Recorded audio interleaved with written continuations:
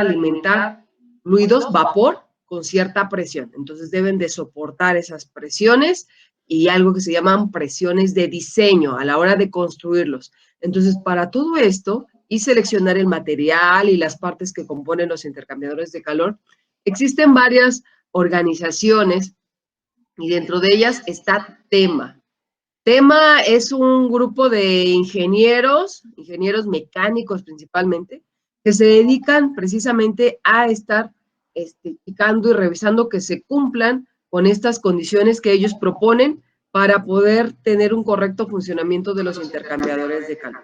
Entonces, este código TEMA tiene en su logotipo, observen el logotipo, es un cilindro y en este cilindro tiene varios orificios. Realmente esta imagen me representa lo que es una tapa bridada de un intercambiador de calor.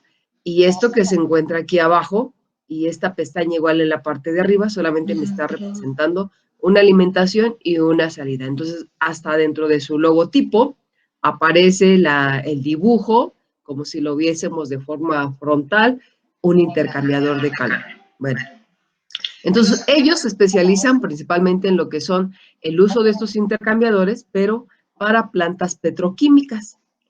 También está el estándar GI, y GI igual hace el mismo estudio para estos equipos de intercambio de calor, solamente que utilizados para plantas de generación de energía. Así es que la normatividad, jóvenes, o los estándares que nosotros podamos o podemos revisar, nos van a ser útiles porque nos van a mostrar información básica de cómo se construye, cómo debe de estar instalado y algunas pruebas que se le pueden hacer a estos intercambiadores de calor. Así es que lo que vamos a ver a continuación es una recopilación de la información que contiene este código TEMA y lo que es el estándar GI. Aparte, creo que yo ya les había encargado que ustedes descargaran la NRF 090. Entonces, terminamos con esto, bueno, vamos revisando esto y después abrimos, si nos da tiempo hoy o si no la siguiente clase, empezamos con el otro, con la norma de referencia que utiliza Pemex. Bien, entonces voy a moverme. De acuerdo a esto, TEMA nos habla, pero de los intercambiadores de calor de tubos y coraza. ¿Qué es esto del intercambiador tubos y coraza? Ahora ya no es un tubo dentro de otro tubo, sino son muchos tubos dentro de un tubo. Ese tubo de afuera se le llama coraza o carcasa, lo que lo recubre. Entonces, ahora yo voy a tener diferentes tubos. Me voy a mover en la imagen, para que veamos en cuál estamos. Me voy a mover. Estamos en este. El que tenemos aquí es un intercambiador de tubos y coraza, tubo en U. En algunos tiene esa formatura en U, la tubería, por eso se le puede nombrar tubo en U. En algunos otros no aparece esta curvatura en U, pero sigue siendo un intercambiador de tubos, por toda la sección que tenemos aquí, y la coraza, lo que lo recubre. Entonces, en este intercambiador acabamos de entrar con esta información, para que nos vayamos ubicando. Entonces, ya vamos a tener muchos tubos. Bien, de acuerdo a esta información, aparece una clasificación y aparece la clase R, la clase C y la clase B, que está relacionado principalmente con los materiales de construcción. Entonces, de acuerdo a esto, la clase R y la clase C puede utilizar materiales ferrosos en la elaboración de estos intercambiadores de calor. ¿Dónde se aplican o dónde los encontramos? En la industria petroquímica y afines y las aplicaciones comerciales. Pero la clase B incluye lo que es la industria de procesos químicos y en algunos aparece igual lo que es la industria alimenticia. Entonces utiliza materiales no ferrosos. ¿Qué es esto de ferrosos y no ferrosos? ¿Alguien ha escuchado este término? Yo. ¿Qué has escuchado o qué sabes de ese término? Me parece que son materiales que tienen al hierro como contaminante, ¿no? Metales que son contaminados con hierro. Sí, O más bien al revés. sí, pueden ser aleaciones también. Contienen hierro. El metal o el material de fabricación contienen hierro. A eso se les llama ferrosos, exactamente. Y por lo tanto, pues los no ferrosos no tienen hierro. Entonces, por eso existe esta clasificación. Clase R, clase C, clase B. Me voy a mover. De acuerdo a esto, entonces vamos a ver qué materiales se pueden utilizar que son ferrosos. Y existen especificaciones de estas tuberías. Voy a empezar por la primera. Esto no es necesario que se lo aprendan, pero sí por lo menos lo básico. ¿Qué información tiene? Tema A, me va a hablar de materiales, de la elaboración de construcción de los intercambiadores de calor, tubos y coraza. Datos así como que específicos, nada más en general. Bueno, entonces tengo A179, es una clasificación. La igual me está indicando el tipo de material. Entonces, por ejemplo, aquí el material es acero de bajo carbono. Es el material. Y además, el tubo debe de ir sin costura. ¿Qué significa esto? Cuando ustedes realizan alguna soldadura y quieren unir una sección de tuberías o alguna placa, vamos a observar que se forma como un pequeño borde. A eso se le llama costura. Entonces, cuando yo tengo tuberías y que están soldados de esa forma, se generan esas costuras. Y lo que queremos es que el tubo no lleve esas costuras. Y para lograrlo, el proceso de elaboración de estas tuberías se realiza, es una técnica, se le llama estirado en frío. ¿Qué pasa con las costuras? Cuando yo tengo esas pequeñas costuras y estoy sometiendo a lo que son a tensiones, a ciertas presiones, mis tubos o mi intercambiador de calor, si yo tengo esas pequeñas costuras, puede ser que no se hayan soldado muy bien o por la misma presión que estoy sometiendo, por la misma tensión que llevan, se empiezan a generar pequeñas grietas, pequeñas fisuras. Entonces, para evitar eso, se pide que la tubería sea de una sola pieza, que sea sin costuras. Habrá momentos que sí se va a aceptar la costura, pero en algunos casos no se necesitan o hay que evitarlas. Además, estas costuras también, si es que se llegan a tener o si se presentan, hay que estar verificando el equipo. Hay una forma de poder, en este caso, verificar la calidad del material o que no tenga ninguna fisuras. Entonces, mediante una radiografía que se le hace a la tubería, se puede estar verificando la calidad, que no tenga ninguna fisura, nada, el tubo, para evitar muchos riesgos que puedan ocurrir. Bien. Ahora, hablando de costura, también hay que considerar algo importante. Dentro de las compañías hay varias áreas y dentro de esas áreas están los especialistas que se encargan en hacer este tipo de trabajo. Entonces se vuelven especialistas porque llevan más de 10 años, 15 años, 20 años trabajando en la misma área. Por eso se vuelven especialistas. Diario lo hacen. Diario están trabajando con soldaduras.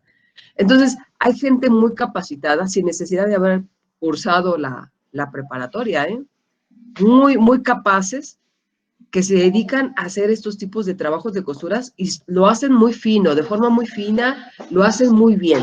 Hay quienes hasta tienen que, bueno, lo mencionan ellos, tuve oportunidad de conocer a algunos, entonces hasta ellos mencionan, es que yo tengo que escuchar mi soldadura, si no, no puedo hacer mi trabajo. Aunque tenga yo más ruido de máquinas, motores y demás, necesito escuchar mi soldadura. Entonces, son tan buenos, son tan ágiles para hacer este trabajo, pero ya se volvieron expertos porque están todo el tiempo trabajando con esto. Entonces, hay gente realmente muy capaz que hace una soldadura muy fina. Ahora sabemos que hay robots que lo hacen, sí, y sí lo hacen, pero sin embargo, todavía existen personas capacitadas y que están, pues ahora sí que escondidas en las compañías, en las empresas, dentro de su área, pero que hacen muy buenos trabajos.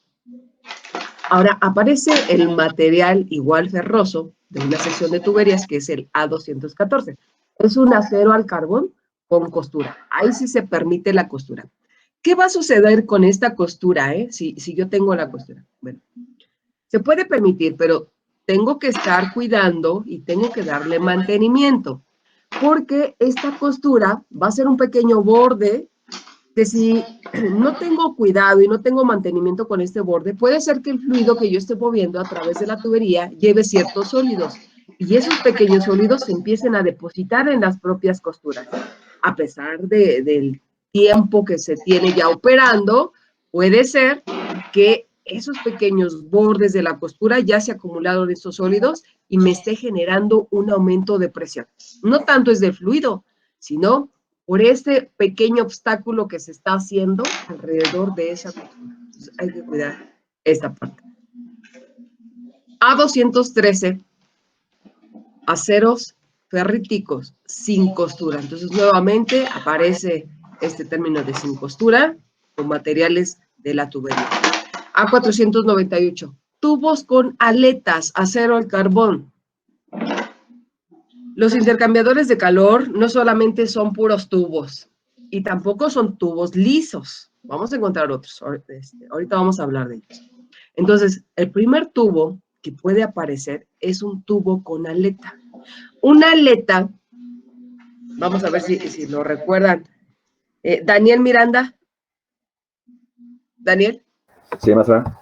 Daniel, cuando dije aleta, ¿qué fue lo primero que se te vino a la mente? Una aleta de un pececito, ¿no? De un pez, es correcto, de un pez. ¿Y para qué crees que los peces tienen aleta?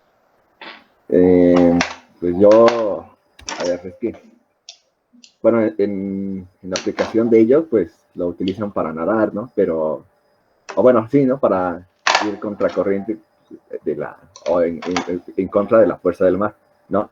Entonces, aplicado a ingeniería, siento más o menos que es algo parecido, pero pues no tiene vida.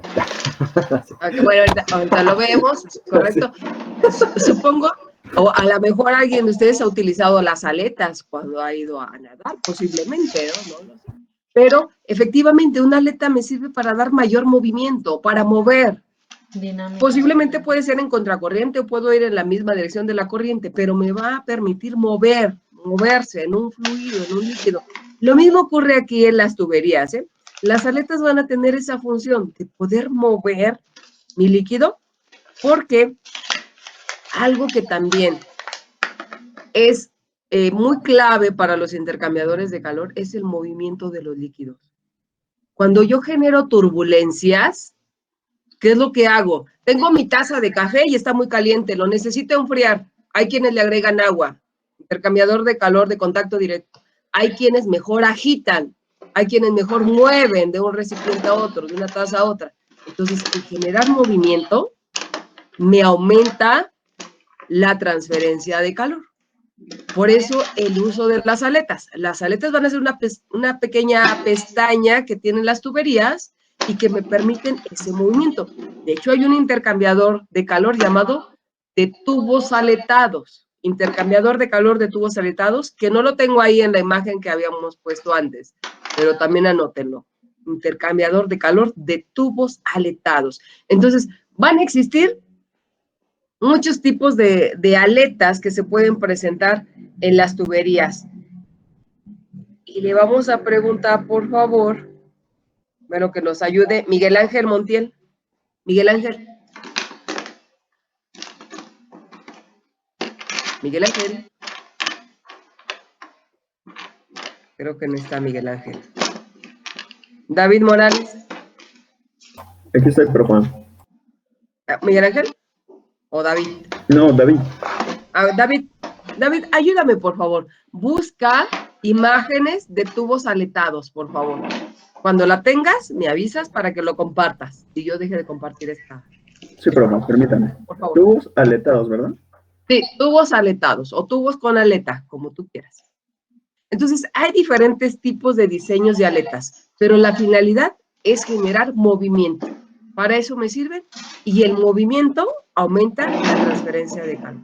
Ya llevamos 2 puntos importantes en los intercambiadores. Flujo en contracorriente aumenta la eficiencia. Si genero turbulencia, aumento la eficiencia. Una forma de aumentarla es teniendo aletas en las tuberías o en el propio tubo. Bueno, y aquí continuamos.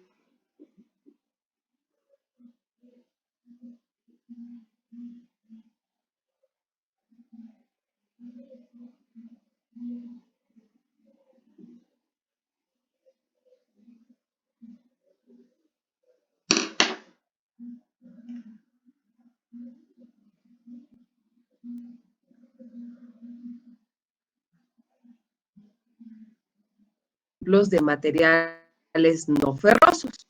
Entonces, dentro de los no ferrosos, aparece que es el B163, lo que son igual las aleaciones de titanio, B338.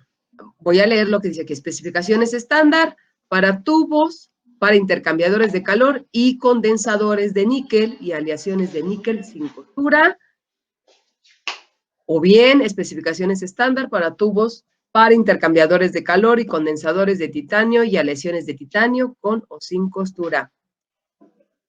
B891, especificaciones estándar para tubos con aletas integradas para intercambiadores de calor y condensadores de titanio y aleaciones de titanio con y sin costura. Especificaciones estándar para tubos de níquel y aleaciones de níquel cobalto con costura para intercambiadores de calor, condensadores, uso corrosivo general y aplicaciones de alta temperatura.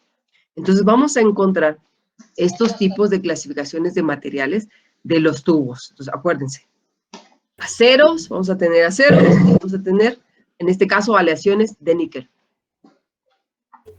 ¿Ya la tienes? A ver, voy a quitar esto y por favor si tú lo puedes compartir. Gracias. Sí, claro. Por favor, díganme cuando ya se pueda ver. Sí. No sé si ahí ya se está viendo. Apenas se está presentando. Sí, ya se ve, David. Ok, gracias, David. Bueno, ahí su compañero ya nos hizo buscarlos. Entonces, observen. Es un tubo que tiene por la parte de afuera esas pestañas, esas pequeñas pestañitas que alcanzamos a ver. Esa, como tipo lámina, o tipo corrugada. A eso se le llaman aletas. Aletas. Ok, gracias por abrirlo. Entonces, obsérvenlo. Nuestros intercambiadores de calor pueden tener esas pequeñas pestañas o esas aletas, el nombre correcto son las aletas, que me permiten generar la turbulencia dentro de estos equipos de intercambio de calor. Obviamente, una tubería que tiene aletas es más cara que una tubería que está totalmente lisa, pero tiene ventajas. Si genero movimiento, si genero turbulencia, lo que voy a hacer es que también no voy a permitir que se depositen sólidos en mis tuberías. Entonces, todo el tiempo está en movimiento ese líquido que puede llevar sólidos.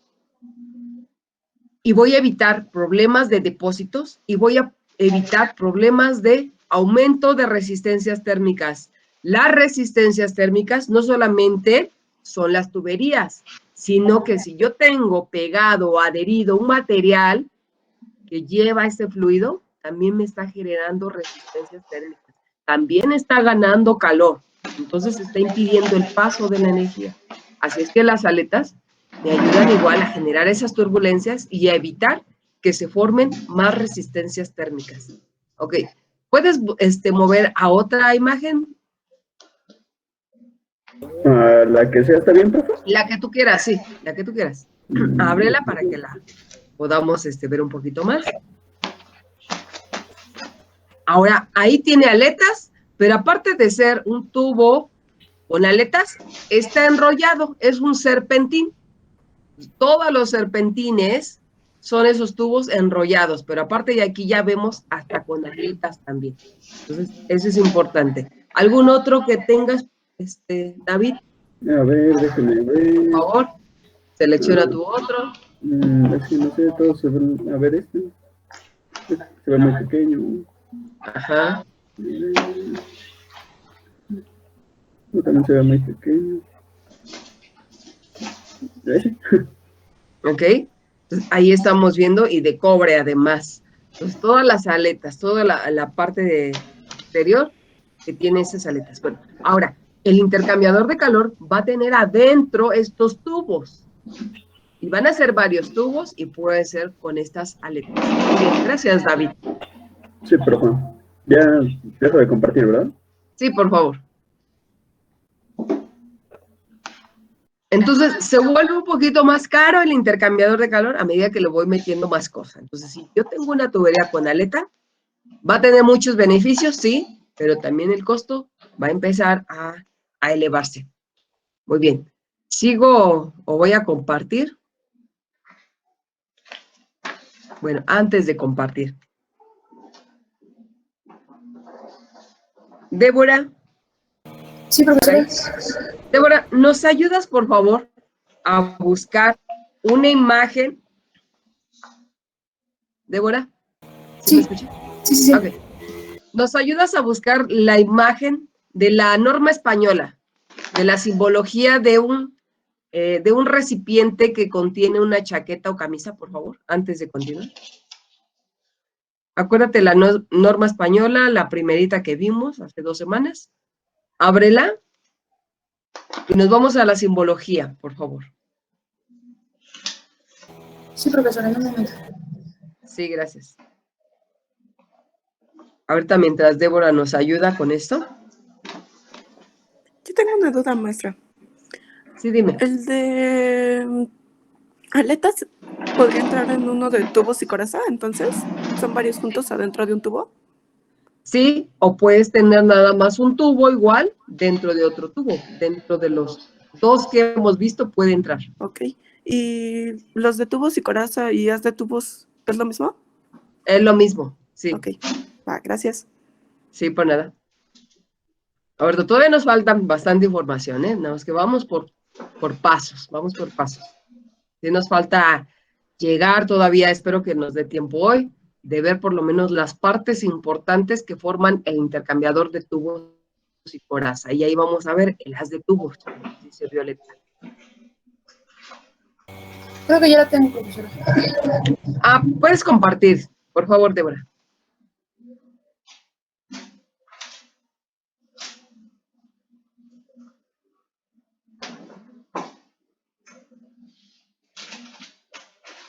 Aquí está.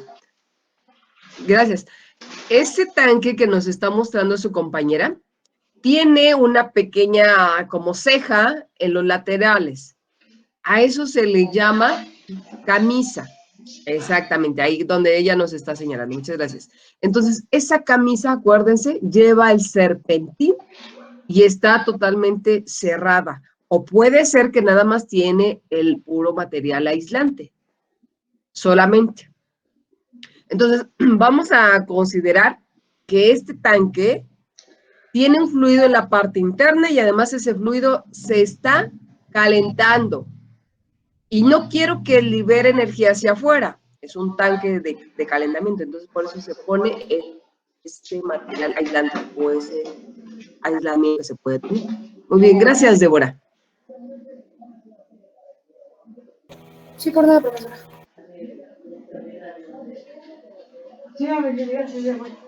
Vamos a continuar con esta información. Ok, entonces ya vimos que hay materiales ferrosos, no materiales ferrosos, para estos intercambiadores de calor. Entonces aquí estamos viendo una imagen que me representa el intercambiador de tubos y coraza. Entonces vamos a irnos a las partes que lo conforman.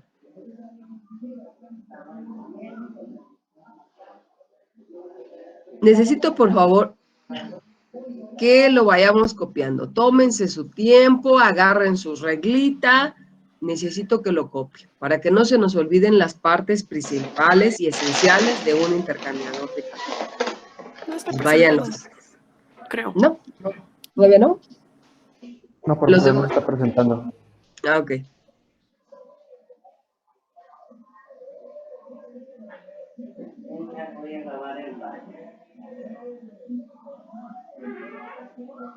A ver, creo que ya. ¿Me puede indicar si ya? Sí, ya.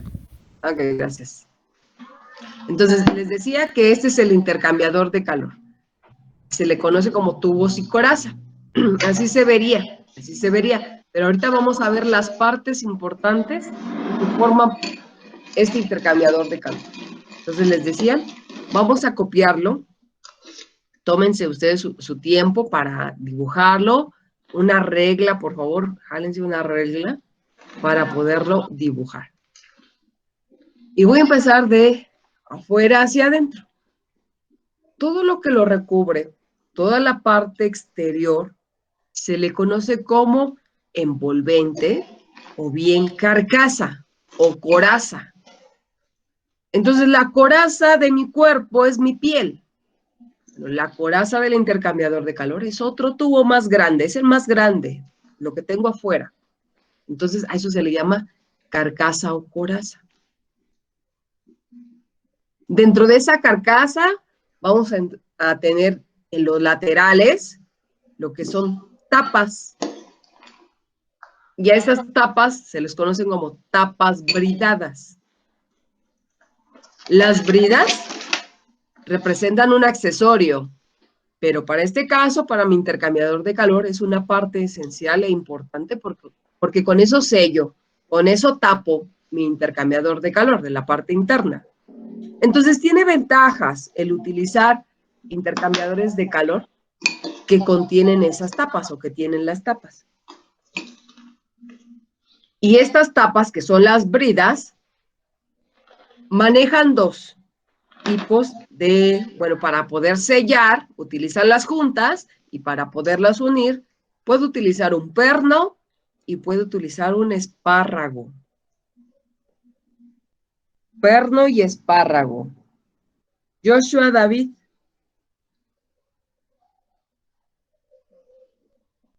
Aquí. Joshua, buenos días. Buenos días. ¿Has escuchado ese término de espárrago y perno? La verdad no, profesora. ¿No? ¿Has escuchado el término tornillo? Sí. ¿Me puedes describir qué es un tornillo? ¿Cómo es un tornillo? Pues es como particulares que tienen como no sé cómo decirlo. Así como tú lo recuerdas, ¿cómo es?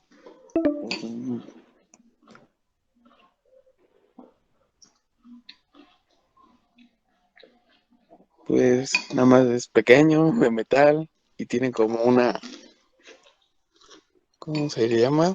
Tienen como unas, bueno, no sé cómo llamarlos, donde encaja unas líneas.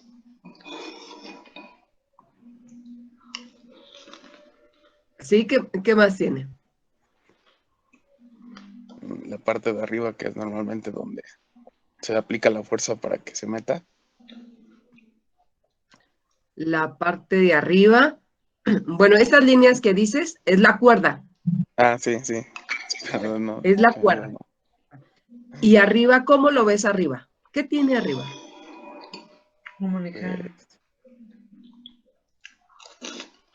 Como unas señales para poder aplicar la fuerza y meterlo y que quede bien sellado. Quede bien sellado. Ok. Ujú. Se le llama cabeza. Tiene una cabeza arriba. Es como un, a ver si no me equivoco, es un octágono, con forma de octágono, Ajá. que tiene en la parte superior. Bueno, eso que me acabas de describir se conoce como perno. Es lo mismo.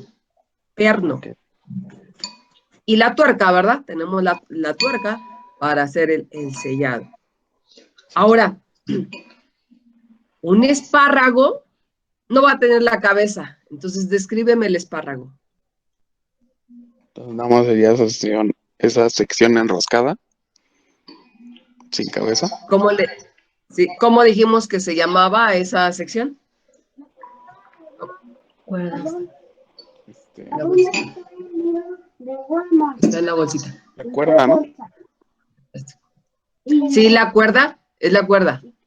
Nada más tendría cuerda, ¿no? Solamente la pura cuerda. Entonces, a eso se le conoce como espárrago. Ahí vamos a tener el espárrago. ¿En qué momento utilizo un espárrago y en qué momento utilizo un perno? Los espárragos los voy a usar Gracias. Sí, Gracias, David. sí, por Los favor. espárragos, ahorita les pongo una imagen para que veamos una con otra, ¿eh? Ustedes vayan copiando esto por el momento. Entonces, los espárragos nada más tienen la pura cuerda, nada más la pura cuerda. Si ustedes tienen un automóvil, más tarde, cuando tengan tiempecito, obviamente que el automóvil no esté encendido, ¿verdad? Ahorita que esté apagado, está frío, vean la cuerda que tiene el recipiente donde ponen el anticongelante, la tapa. Ábranla y van a ver que gira muchas veces. Tiene una protección. El número de cuerdas que puede tener me va a servir como protección. Entonces va a ocurrir lo mismo con estos espárragos. Tiene pura cuerda. A pesar de que el equipo va a estar sometido a presión, va a haber hasta ciertas vibraciones, se va hasta mover por esas vibraciones, necesito utilizar espárragos. Cuando yo trabajo en condiciones altas de presión, porque los espárragos me van a ayudar para evitar accidentes. Si yo utilizo un perno, por esa misma vibración, se va a empezar a mover. Mi tuerca, a pesar de que lo haya sujetado muy bien, se va a empezar a mover, se va a empezar a mover, se va a empezar a mover, y después va a botar porque no soportó esa presión, va a botar. Y el espárrago no, por el número de cuerdas que tiene ese espárrago. Entonces, yo puedo utilizar los dos, pero tengo que considerar, primero, a qué condiciones de presión voy a someter mi equipo, mi intercambiador de calor, para poder elegir, ¿utilizo un espárrago o utilizo un perno? Y no nada más en estos intercambiadores de calor, ¿eh? Cuando se hacen uniones en tuberías utilizando las bridas, también se tiene que considerar eso. Y acuérdense que hay, si no mal recuerdo, creo que son 8 tipos, creo que sí, 8 tipos, si no mal recuerdo, 8 tipos de bridas que se pueden utilizar. Cara realzada, de doble cara, bueno, ahí hay un montón de clasificaciones de esta parte de las bridas. Pero para nosotros, por el momento, estas bridas van a ser las tapas que van a sellar mi equipo por la parte exterior. Necesito colocar juntas para evitar fugas y necesito colocar ya sea espárragos o colocar lo que son pernos. Bien, pues ya está el envolvente, ya están las tapas. Ahora voy a tener adentro toda esta sección de tuberías. Y estas tuberías se le conoce como haz de tubos o haz tubular. Voy a tener muchos tubitos. Depende del tamaño del intercambiador de calor. Hay intercambiadores bastante grandes, pues tiene demasiados tubos, ¿eh? Pero bueno, están acoplados.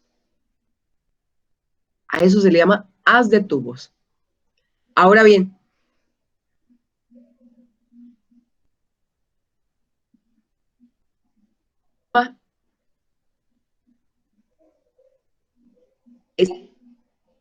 estos orificios es la entrada hacia lo que es el recorrido del tubo, la alimentación de fluido, entrada o salida, como lo vemos aquí.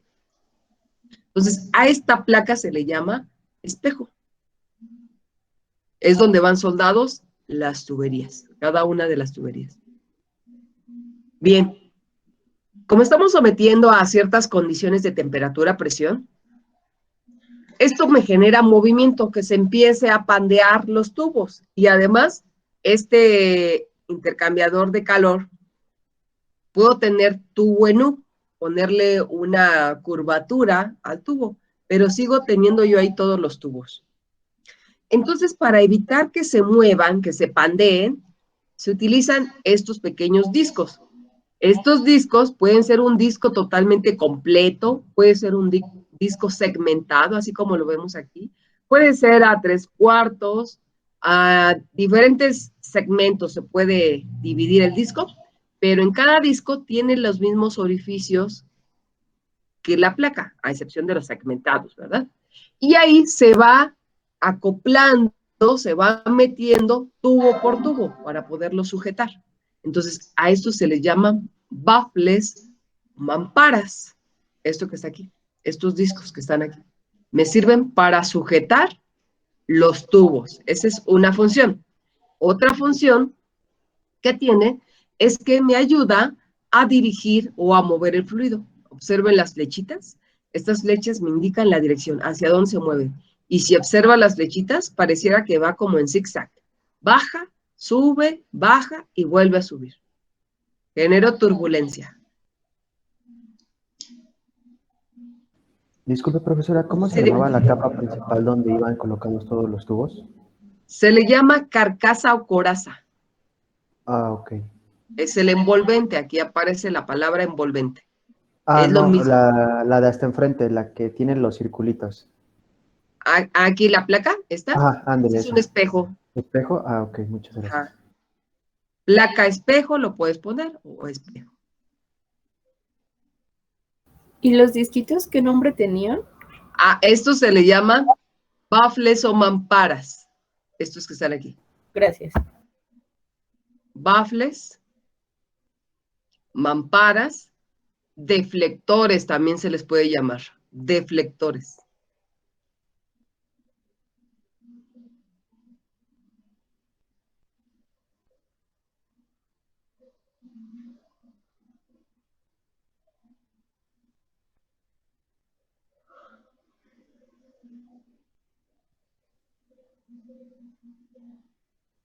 Deflectores. Profe, una pregunta.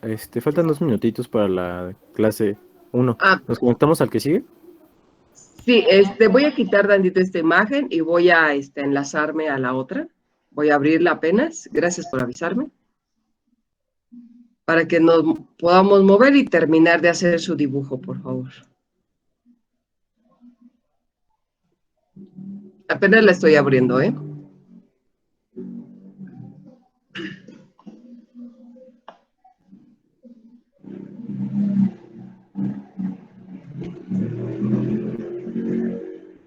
Ya está abierta la otra, entonces por favor se puede.